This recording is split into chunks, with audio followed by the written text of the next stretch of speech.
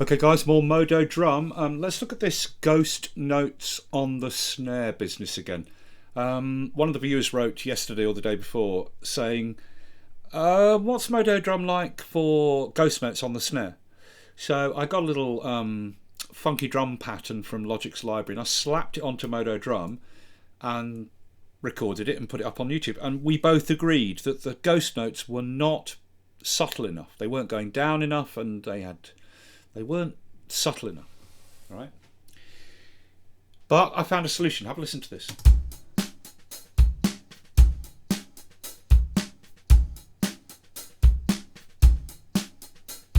I mean, how much more subtle do you want than that? You want it more subtle? Okay then.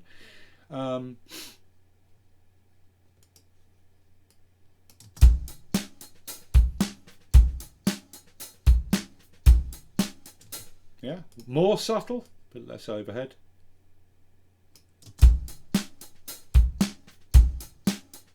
Now they're almost inaudible.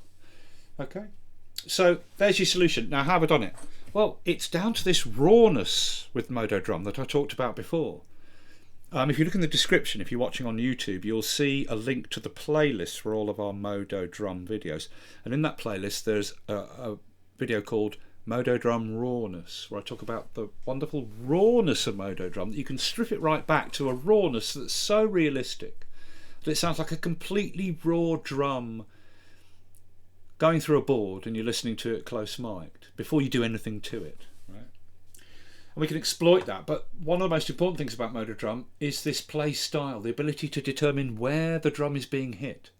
Now I'm using that and a combination of the gate to get incredibly subtle ghost notes which are much more fine than if I was not using this technique of controlling where the snare's being hit. So what am I doing? Well, I've got the control section here for the snare. I've got the position where the snare is being struck assigned to MIDI controller CC2, which is breath control, which we never use hardly. So that's a CC that we can assign to this quite happily. And look at the control here in the pattern. So when the controller is down at the bottom, the further towards the bottom, the more towards the centre the snare is being played.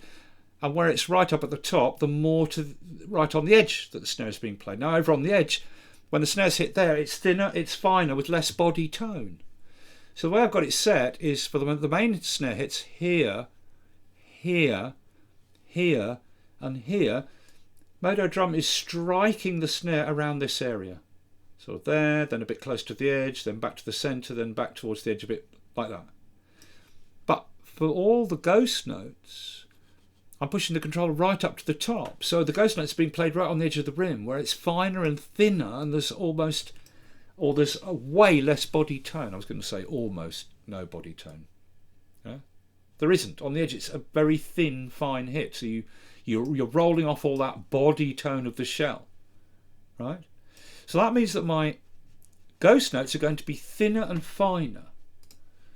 Now I'm then using a gate, but let me take the gate off and hear it without the gate. So the little ghost notes are going to be thinner and finer now, which makes a big difference to start with.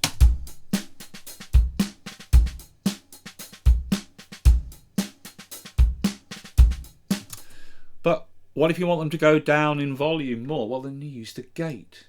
Now you don't want to use too much overhead for this, because remember your overheads are 2 mics above the kit. You can gate a close mic'd snare, which is what we're doing here with the gate, right? That's the close mic snare.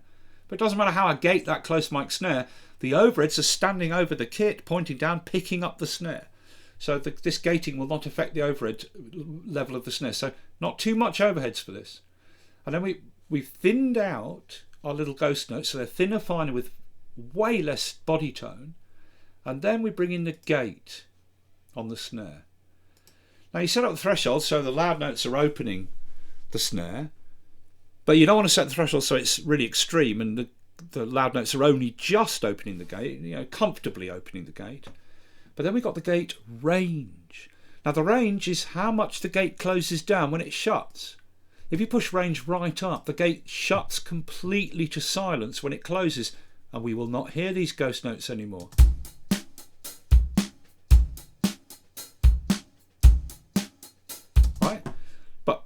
roll the range back, and now the gate is only closing about 60%. So these will cut through, but incredibly subtly. I mean, can you hear them? You're going to have to listen on headphones to hear that. Okay, a little less extreme then. Let's roll the gate back to 50% closing or range.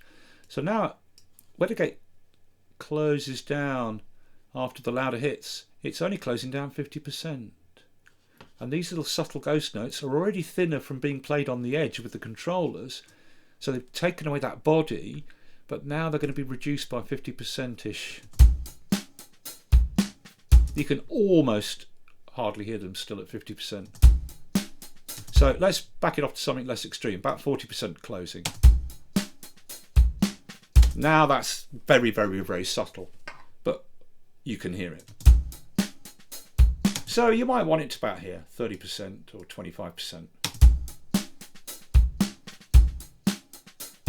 And now you hear your beautiful subtle snare hits coming through at very low level, as low as you want. Lower in level, less low in level with the range. And they're being played on the edge of the snare, so they're thinner and finer with less body. What do you want? I mean, that is so, like, there on the money. Now, your overheads, of course, are above the kit.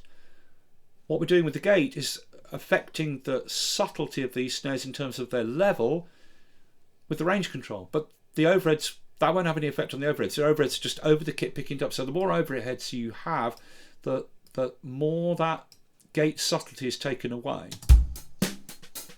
But it still works.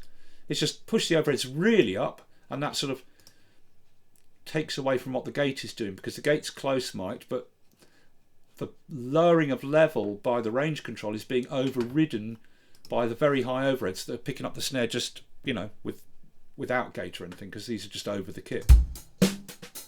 But it still works. Just roll that off a bit, roll the overheads off a bit.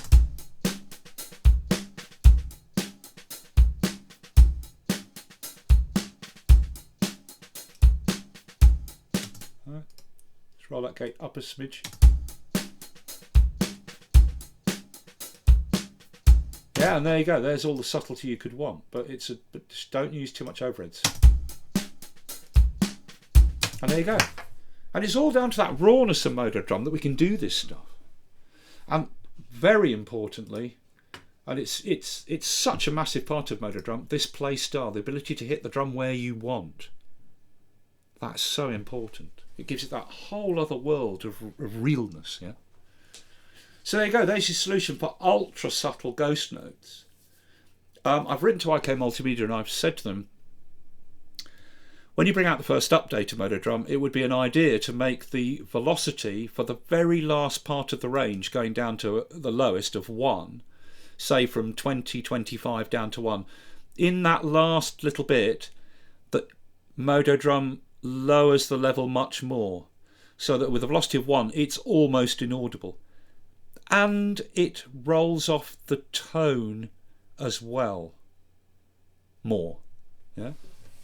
And then we won't need to do this, but you can still use this to get, you know, really subtle control over what you want different hits to do, this technique. Okay, so there you go. That's how to get very subtle ghost notes, which have got more realism because they're thinner, they're finer, but also they're way lower. They can be as subtle as you want until they're almost inaudible.